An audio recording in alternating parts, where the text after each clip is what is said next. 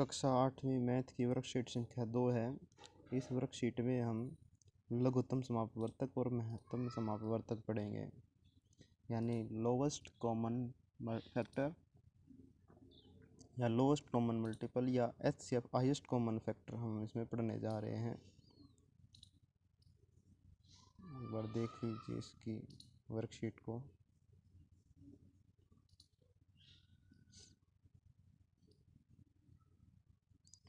तो स्टार्ट करते हैं हम LCM और HCF को समझना।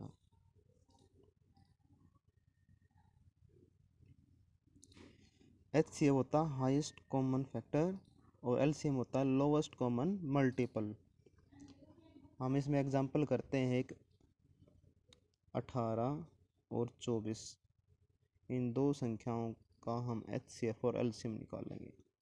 सबसे पहले हम 18 के गुणनखंड करते हैं। 18 के गुणनखंड एक सभी का होता है 2 9 जा, 3 6 जा, 6 3 जा, 9 2 जा और 18 1 जा।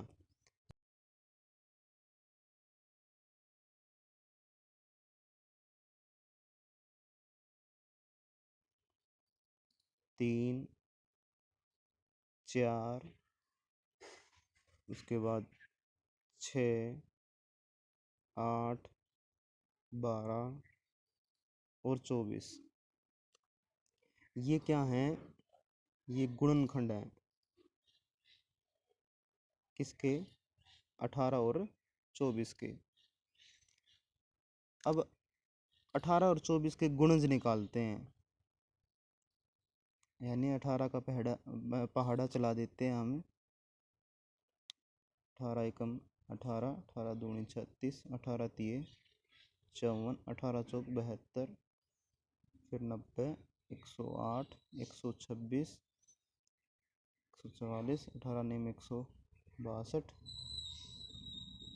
18 धाई 180 और आगे चला दो।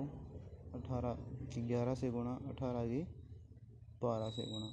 फिर ऐसे ही 24 का 24 एकम 24, 24 दूनी 48, 24 तिया 72, ऐसे ही 24 चौक 96, 24 पंजा 120, 24 144, 24 सत्ता 168, 24 अट्ठा 192, 24 दाई 240। ऐसे ही चलता रहेगा, ये भी चलता रहेगा। अब देखो 18 और 24 के गुणनखंड देखो ध्यान से। दोनों में कॉमन क्या है? 1 2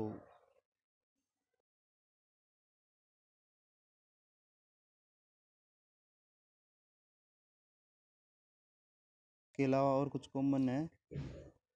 नहीं है। अब जो मैंने 1 2 3 और 6 पे टिक किया है, तो इनमें सबसे बड़ी संख्या क्या है? 6 है। तो 6 18 और 24 का क्या आ गया?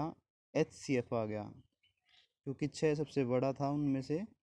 हाईएस्ट कॉमन फैक्टर यानी महत्तम समापवर्तक 6 आ गया। अब देखते हैं इनका एलसीएम। एलसीएम के लिए हम 18 और 24 के क्या करेंगे? गुणज को देखेंगे। अब 18 और 24 के गुणज में कॉमन क्या है? 72। ठीक है। उसके बाद है 144, ये रहा 144, इसमें भी है। उसके बाद है 216, ये रहा, इसमें भी है। तो इनमें से 72, 144 और 216 में से सबसे छोटा कौन सा है? 72 है। तो 72 क्या आ गया? इसका एलसीएम आ गया। तो इस तरह से किन्हीं दो संख्या का HCF और एलसीएम निकालेंगे। अब हम HCF और एलसीएम निकालेंगे अभाज्य गुणनखंड विधि से। अभाज्य गुणनखंड विधि से हम करते हैं 18 और 24 का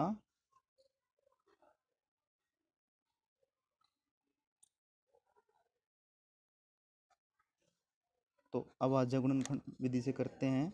तो सबसे पहले 2 नीम 18, तीन तिया तीन, तीन एकम तीन। उसके बाद 24 के करते हैं गुणनखंड। 2 12, 2 6, 2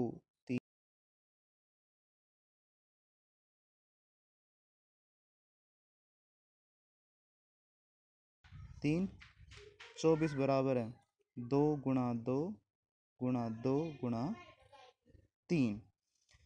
अब इन दोनों में कॉमन क्या है, ये 2 है और उसके बाद ये 3 है।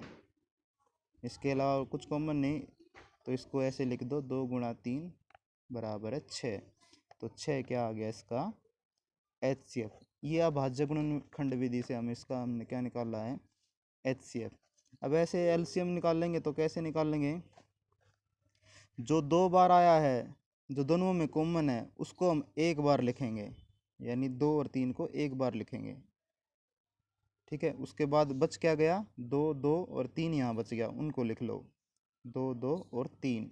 इनकी गुणा करो आपस में, 2 तिया 6, 6 दूनी 12, 12 दूनी 24, 24 तिया 72।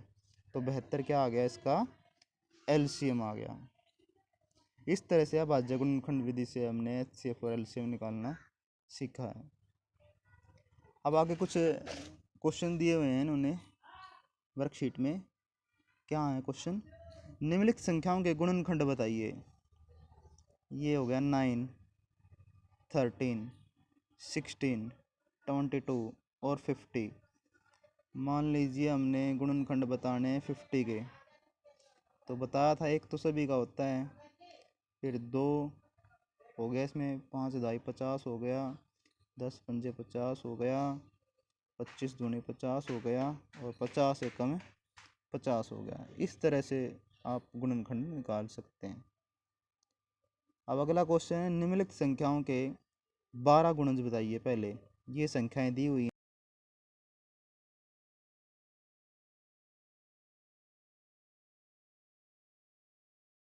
12, तो तुम क्या करोगे 7 का पैड़ा 12 तक चला दोगे।